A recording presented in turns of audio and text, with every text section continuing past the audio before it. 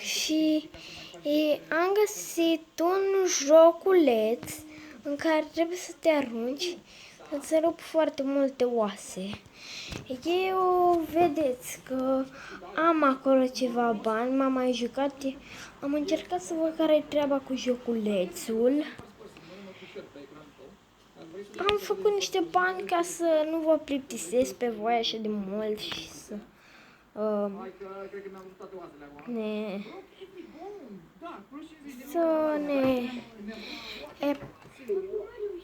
să vă plictisesc cum eu fac banii. Și așa. Wow! Mi-a rupt destul de multe oase. Și da, hai să ne mai aruncăm. Eu o să, în episodul ăsta, vreau să rupem foarte multe oase, foarte multe. Wow, 144! Deci recordul meu mondial, n-am mai ajuns niciodată la recordul ăsta. Dacă ați auzit mai devreme pe cineva la IMAX, care tot strigă pe acolo, că mă uitam pe YouTube, știi, și na. Uite, m-am gândit să vă arăt și de la 1 la 6, pentru că, da, sunt foarte multe hărți. Uite, când începi, te arunci de aici. Nu ai atâția bani, nu ai niciun level și te arunci de aici. Ei, când faci mai mulți bănuți, îți poți cumpăra diferite zone. Eu încă nu am bani pentru chiar atât de multe zone, dar dacă vă place Roblox, nu uitați să dați un like. Și dăm aici pe main menu. Play. Hai să ne mai aruncăm o dată de aici. Mai aruncăm o dată.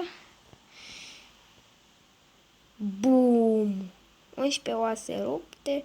Holy! Bă, dar ne rupem destul de multe oase. N-am ce să zic. Acum nu prea multe oase rupte, dar nu e problemă, că noi o să ne aruncăm de pe altă zonă. Dacă vrei să te arunci de pe altă zonă, dai pe stop, dai pe change map și te duci pe ce mapă vrei să selectezi sau pe ce mapă ai tu.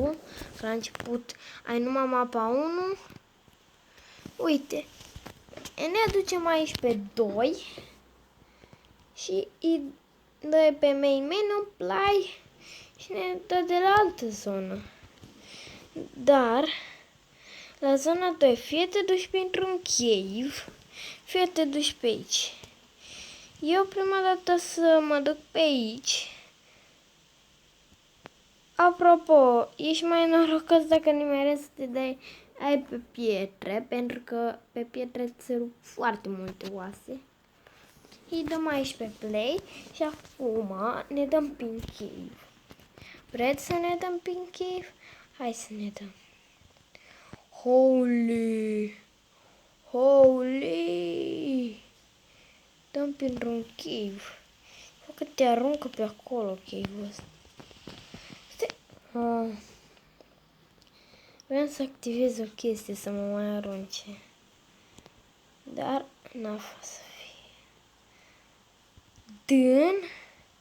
Dar dacă tu, de exemplu, să zicem că tu te-ai blocat, așa, activezi asta și te aruncă.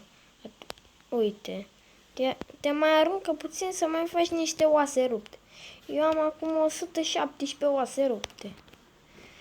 foarte multe.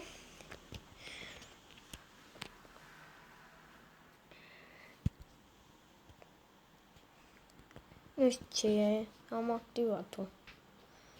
Ce a fost, dar eu pot să ca și pe 5 map, dăm aici și pot să-mi cumpăr zona 1 de la mapa asta. Hai să vedem cum e mapa asta. N-am văzut niciodată cum e mapa asta. Hopi! Shop. Cred că am făcut o greșeală cum am aruncat pe clădire. Ok, hai să-i dăm play și de data asta mă arunc altundeva, nu pe clădire. Pe clădire ați văzut și voi ce s-a întâmplat. Nu mi-a rupt aproape niciun os. 13 oase. Decent. Dar la nivelul 10 pe harta asta te aruncă de pe un ozene. Stai să găsesc. Uite acolo, îl vedeți? Ozeneul ăla. Te aruncă de pe ozeneul ăla. Dar dacă tu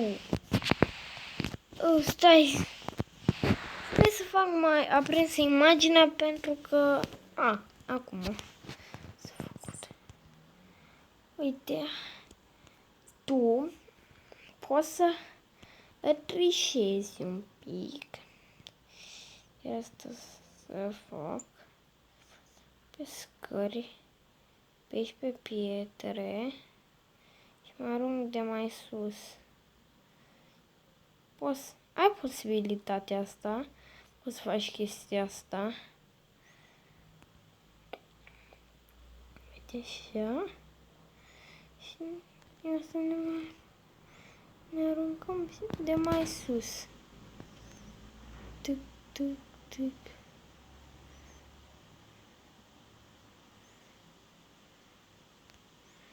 Și eu mă chinui aici să mă urc mai sus. Dacă ne urcăm mai sus, poți să te dai de aici? Stai, așa? Bă, știu de ce. Hai să ne aruncăm de aici. Ne arup 3 oase. Oricum, hai să mergem pe mapa cealaltă. Dăm aici pe stop. Change map. Hai să ne ducem pe zona 6. Pe zona 6 nu v-am arătat-o. Bine, v-am arătat-o la începutul episodului.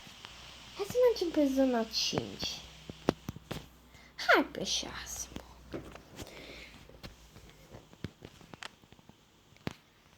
Așa. Main menu, play. Și acum ne dă de la zona. Uite. Bine. Tu, dacă pe aici vrei să ajungi la să te duci la nivel să te arunci de acolo, nu poți, pentru că te dă de unde ești. Doar dacă ai nivel cumpărat, doar așa poți. Hai să ne aruncăm.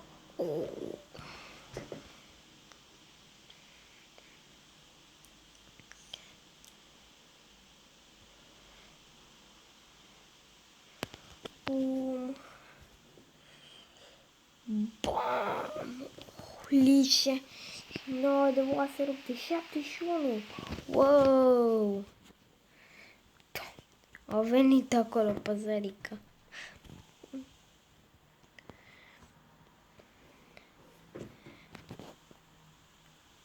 Stăm pe play. Bye.